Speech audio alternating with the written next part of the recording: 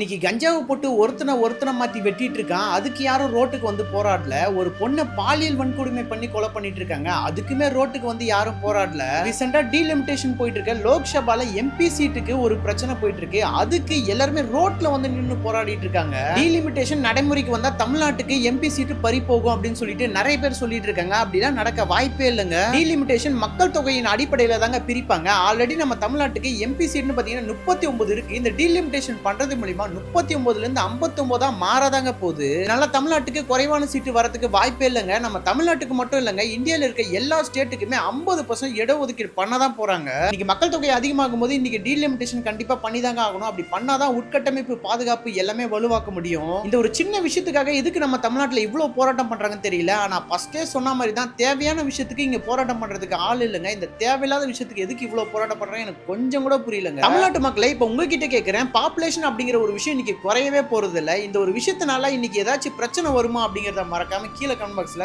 Comment பண்ணிருங்க.